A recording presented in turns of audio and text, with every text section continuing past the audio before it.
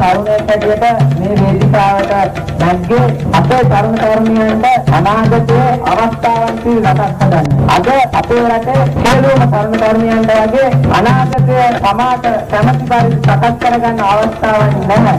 අම්මේ තාත්තේ ඕගොල්ලෝ දන්නවා ඕගොල්ලන්ගේ දරුවන්ට අද මොකද ලැබිලා තියෙන තැන කියලා. අපිට දෙත් ගන්න නැතුව අපේ අම්මලා ඔරෙන් එයාට හඳන ඒ කඳුළු වල උණුසුම මම දන්නවා. ඒ තාත්තලා තමන්ගේ යාළුවන්ට බගාපත් වෙනකොට මගේ කොල්ලන්ට නැත්නම් මගේ කෙල්ලට ජොබ් එකක් හොයලා දෙන්න කියලා. ඒ වේදනාව තරුණයෙක් ඇටියට තරුණියක් ඇටියට ඔබට දැනෙන බව මම දන්නවා. ඒක වෙනස් කරන්න ඕනේ. එක්සත් ජාතික පක්ෂයේද ව්‍යාපාරිකයන්ට මේකට වෙන්න කියලා ව්‍යාපාරිකයන්ට මේකට වෙන්න කියලා කර්මාන්තශාලා හදලා මේ රටේ ජොබ් හදුවා. මේ රටේ ඉන්න තරුණ තරුණියන්ට හොඳට කාලා දීලා ඉන්න පුළුවන් ජොබ් එකක්. ඒකෙන් අපිට පුළුවන් අපේ අම්මට රොටි කෑල්ලක් කරන් දෙන්න. ඒ ජොබ් එකෙන් අපිට පුළුවන් අපේ තාත්තට කෑල්ලක් කරන් දෙන්න.